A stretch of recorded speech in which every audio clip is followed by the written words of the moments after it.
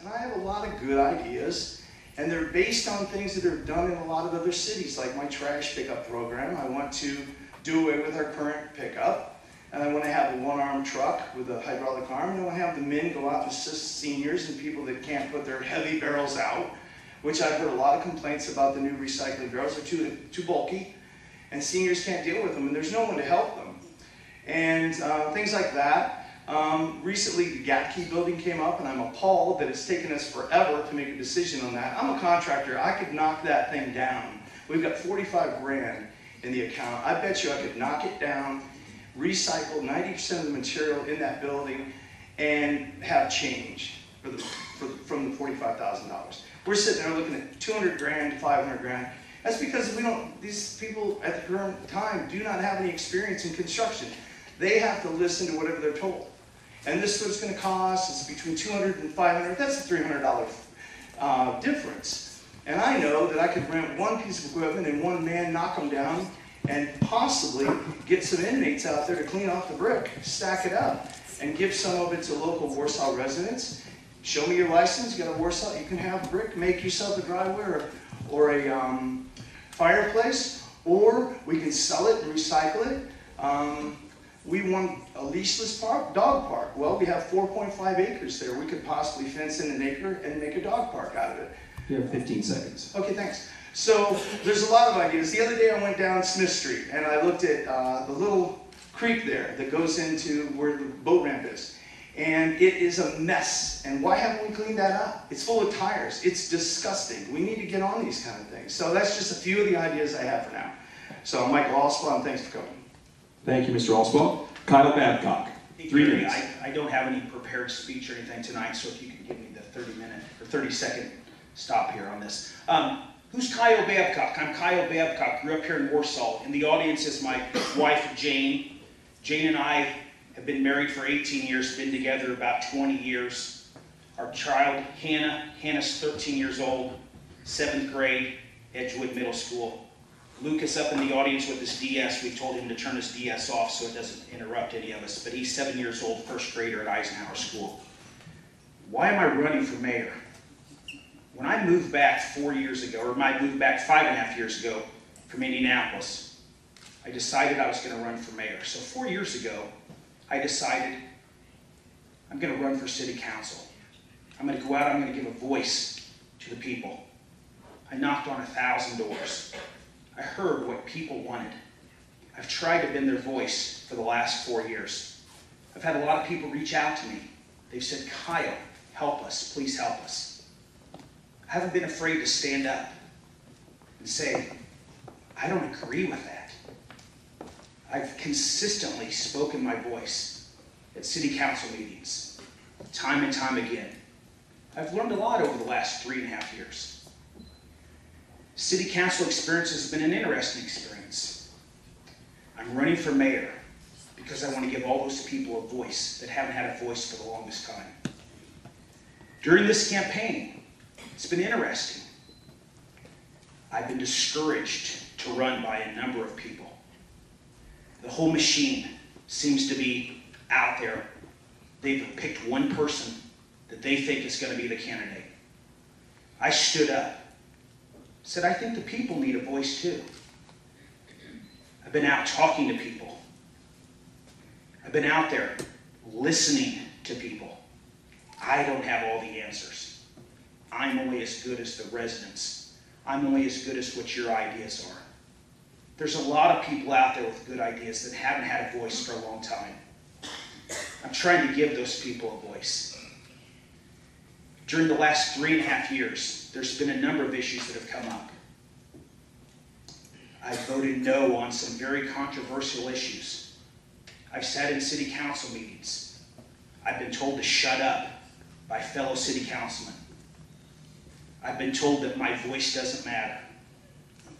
I've had meetings. After the meeting, if I didn't agree with what they did or agree with what they said, I've been called words after the meeting. I'm out here standing up for you guys, for the people. There's a lot of people out there that are supporting one candidate. 15 seconds. I'm Kyle Babcock. We'll talk more. Thank you for coming tonight. I would like your vote for mayor on May the 3rd. Thank you. Okay, next, Tony Miller. Good evening, I'm Tony Miller. I'd like to thank you all for coming out this evening. I also want to thank Gary, the Times Unit, for hosting this. Looks like we've got to have a good turnout. I've lived here in the Warsaw area for 34 years, and as a boy growing up, my parents built a cottage on Chapman Lake. We'd come here every weekend during the summer. Grew up in Muncie, Indiana, and came here on the weekends. I've done that since I was in diapers, and I plan on leaving Warsaw when I'm in diapers. I love this town. That's why I moved here when I got married. I raised a family here, built a business here, and consider Warsaw my home. I founded Instrumed, and I've always incorporated a common sense approach to the decision making within our business. And this approach has allowed me and our business to grow from a startup little machine shop in my garage in 1980 to a multi-million-dollar company employing more than 80 people today. This didn't happen by accident, but it's a result of hard work, fiscal responsibility, and a vision for the future. If elected as your mayor, I intend to approach the leadership of Warsaw with the same dedication and tenacity to keep Warsaw a strong and viable town and run it as it's my own. Not a career politician, nor do I ever intend to be. I'm running for mayor of Warsaw because I believe in Warsaw as a land of opportunity, and it's been good to me. However, if we don't change our mindset, watch our spending, cultivate our growth potential here, there won't be much opportunity for future generations, and I'm here to change that. Like a business owner, I believe the mayor must evaluate many different ideas, solutions, and more importantly, the root cause of issues, good or bad.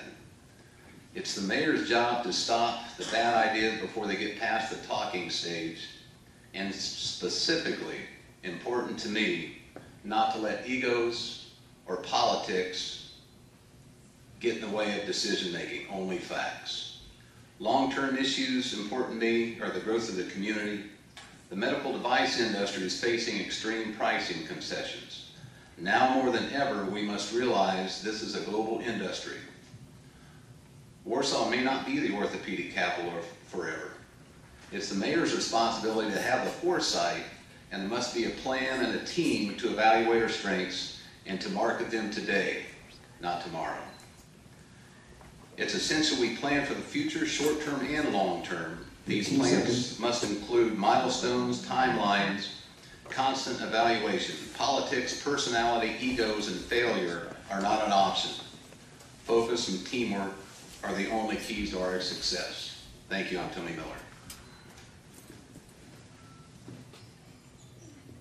Okay, our fourth candidate is Joe Talmer. I want to mention that this was done alphabetically, so there was no drawing of straws or anything like that. Joe Talmer. Just 1 week left in the campaign. I'm proud to have separated myself from the other candidates, presenting a record of public service and unmatched performance. However, I think it's a good time to set the record straight on a few talking points that seem to be confusing my opponents. The first and most obvious is the great $5 million bank building myth. The city purchased the National City Bank building for $1.3 million, $1 million less than it assessed for. At least one of my opponents voted at that meeting and should know better. With renovation, the total cost of the project will be a little more than 1/2 of that $5 million myth. I think credibility is an issue in this campaign. My record of conservative fiscal responsibility over the past 12 years has resulted in a tax rate envied by similar-sized towns in Indiana. The record is clear and the facts are indisputable. As a planner and councilman, I've welcomed regional and national retailers of this community for 16 years. Walmart, Lowe's, Kohl's, Martin's, Staples, and Meijer 2011, to name a few. Regarding the 2000 failed Meijer proposal, the Council and Plan Commission both voted 7-0 against. Two tough but unanimous decisions that were the result of a Meijer traffic study that did not support their development plan. The acquisition of the National City Bank building and relocation of City Hall was part of downtown revitalization that made sense to our mayor, the city council, redevelopment commission, plan commission, WCDC, the school board, OrthoWorks, Lake City Bank, representatives from Biomet, Depew, Zimmer, Grace College, and the Community Foundation, and all the citizens and downtown merchants that participated in the 2002 Hyatt Palma study. The purchase was well supported and a solid investment for our city that we will utilize for many years to come. I've never voted to close County Road 100 East, nor will I. The expansion of our airport is a long-term economic growth issue that we cannot ignore. It must be addressed for our future, and I'm not afraid to tackle it. Let's talk about the success of our community when compared to others across the state and nation. Forbes 2010 Best Small Cities to Raise a Family In. Indiana Chamber of Commerce City of the Year in 2003. Yes, Tony, our airport was named AIA Airport of the Year in 2006. I happen to be very proud of these accomplishments. I will be a full-time mayor. In the past 2 years, I've added another associate to my practice, which will allow me to give full time to the city. I find it interesting that in the last debate, Mr. Babcock replied that he would be a 24/7 mayor. Did you know that in 2009, his second year as a city councilman, he missed 25% of the council meetings for that year? The record is clear. Is that the 24/7 commitment our community deserves? 15 seconds. I think credibility is the issue in this campaign. Thank you. Okay, thank you, candidates, for your opening statements. Now we're going to go to the questions. As I said earlier, you will each have 3 minutes to respond to the question. Following that, there will be 3 minutes of rebuttal offered to you, whether you take it or not. Okay? First question, Mr. Allspaw, you'll go first. You as mayor have just been informed your revenue for the upcoming fiscal year has been cut by $2 million. How will you make ends meet? Well, actually, I'm going to do the same thing I would do the moment I'm elected mayor, and that is go into every single department and look at every single expenditure and find out what we're spending on whatever we're buying or whatever we're doing and why, and whether or not we can do it more efficiently. And I'm sure I can find a lot of waste, because a lot of our departments have been running the same way for many, many years without any new real ideas. And it takes a new set of, actually a new voice, a new mind, a new spirit to come in there and kind of take a look and say, you know what, let's go out and let's just look at how we work on our streets. Let's look at every city and let's look who's got the best streets with the similar weather that we have. And why do they have better streets? What are they doing that we're not, or what are we doing that they're not? And just do away with any waste, because I'm sure there's plenty of waste. So I'm going to act as though we did get notice that we're going to be cut by $2 million, and I'm going to spend that same amount of money on more projects, more things that we can do with the city, or whatever, save it, whatever we can do to make things more efficient. But I'm going to do that immediately, so that's my answer. Thank you. Mr. Babcock, Yes, sir. you want me to reread the question? Oh, no, I'm fine. Okay. One of the first things, we've got about $11 million budget. If we were faced with a $2 million budget cut, I'll be honest with you, I'm kind of excited. I think government's overspending. I think we could probably cut $2 million from our budget right now. I could gather all my department heads together. I'd say, help me out. Give me 10 or 15%. We've tried this over the last few years. We've asked our department heads to come up with their wish list. A couple things I do specifically are, we can combine some departments. I guess we purchased this new city building. I've never seen an actual document yet that we purchased it, but I guess since it's purchased, we've got a big building there. I think we should combine the building and planning department with the county. The salaries of the building and planning department, I think, are probably, with benefits, I want to say it's $300,000 or $350,000. Maybe we can combine that with the county. Maybe we can get rid of the 17 fax machines we've got in the city. 17 fax machines. When I was trying to get the plans for the new city building and get the minutes from the redevelopment commission that aren't on the website, well, I guess they're on today because I've been asking about it. I called and said, can you scan and email those minutes to me? No. No, I can't do that. Can you fax it? I haven't had a fax machine in 4 years. I think what we should do is technology. Technology is going to save us. It's going to save us time. It's going to save us money. We need more transparency in government. We'll put the meetings online. Let's put them in your living room. So technology can save us money. A lot of things we can do.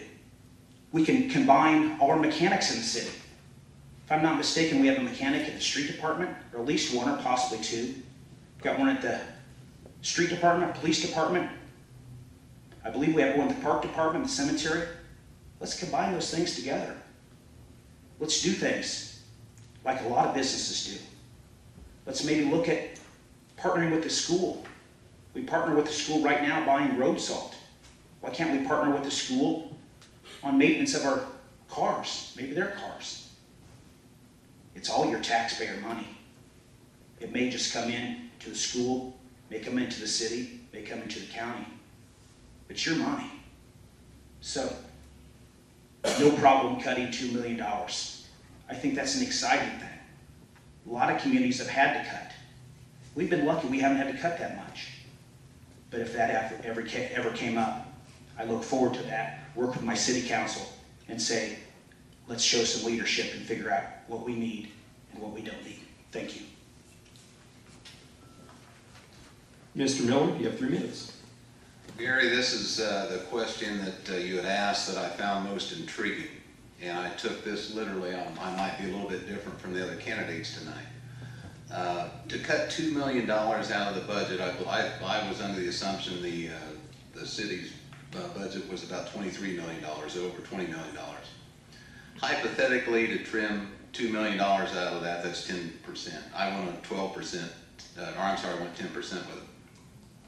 First of all, I've started the airport. The aviation department now marks up each gallon of avgas or jet fuel $1.10 a gallon. That's how they make their money selling fuel. However, the planes, and that's for transient aircraft, the ones that just fly through, get fuel, and take off again. The planes that are based here get a 20-cent discount per gallon. And there's 3 stages. This is hard to explain and verbalize. It's easier with a graph. Obviously, I can't do that. Long story short, we offer the base people here discounts of up to 70 cents a gallon to buy fuel here. The more you use, the more cheaper it is. Consequently, if we would drop that, that puts $421,350 back in the budget. That's not a cut, that's a revenue. The next, I think we'd need to look at our city employees. We have premier insurance coverage at very little cost to them. You'd have to raise the deductible.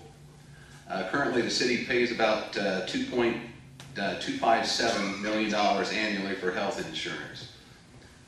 Eliminating $56,000 would come from dropping the health plan for elected city council members. Pay freezes and job cuts, that would have to happen. This is tough times if you would hypothetically drop $2 million from a budget. As mayor, I would not take a salary of $72,000. I would impose a pay freeze on the city employees. That's 2% is what's in the budget. That's $148,000 would be eliminated. There would be 5 positions to be eliminated, and the pay alone on those positions would be $400,000. We would have to reduce the police overtime, $20,000 in that. Consequently, the department budget cuts would need to go 12% across the board. And what all this comes out to with these cuts, and anybody that would like to share this, see this hypothetical information, I'll be happy to share it with you after this meeting. It's very interesting. That would come to $909,500. The airport savings, $421,350. Insurance savings, $550,250. Wages, job cuts, $400,000. Department cuts, $909,500. Keep in mind, this is a hypothetical budget. That came to a total of $2,281,000. I approached it this way to prove my fiscal responsibility 10 seconds. and my eye on business. And that $281,000 is the fudge factor that everybody can work with. Thank you. Okay, Mr. Tolmer. 3 years ago, anticipating uncertainty in both income tax revenues and property tax revenues, our city was faced with a similar, although not as broad, situation. As council president, not knowing where the final numbers would come in, I proactively initiated a request of all city departments to submit a priority list of line items, cutting 5% of their capital projects in their department budgets. Submitting those items was not an enviable task, but the department heads responded with a comprehensive list of suggestions. After the items were submitted, there was individual discussion with all department heads and council members, and then collectively. Fortunately, we did not have to make those cuts, but it became very apparent that in that situation, the department heads and the council played a vital role in that process. $2 million is roughly 10% of the city budget. Our city budget is $23 million. I don't know where the $11 million came from. That's not even half of our city budget. So I would initially direct all departments to submit line item budget cuts amounting to 15% of their department budgets. That would yield a pool of $3 million to cut from. The department heads would be instructed to prioritize those potential cuts, including any combination of cuts in capital expenditures, personal services, supplies, and programs. I would then review the cuts with the department heads individually. Finally, I would collectively meet with the department heads and prioritize that pool of cuts. Non-essential services such as parks and recreational programming, as well as capital expenditures, would be the least protected. I would also consult with our clerk treasurer and accounting consultants to see what reserves would be available.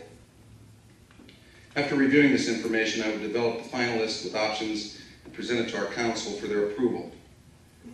I know that a situation like that would present hard choices for non-essential services, programs, and employees, but if dictated, I will make those hard choices. It's also very important to note that conservative budgeting philosophy requires ongoing maintenance of reserve funds and cash balances to cushion for these unexpected type of events, which is an approach that is no different than any individual or business would practice. We've been fortunate in the past to adhere to this philosophy, and there's no question that that would continue. I feel the leadership skills gained from 31 years of small business experience and 12 years of municipal budgeting experience gives me a decided edge when these types of situations arise. A $20 million budget is not something you should trust with someone who has limited experience handling financial matters. Thank you. Thank you.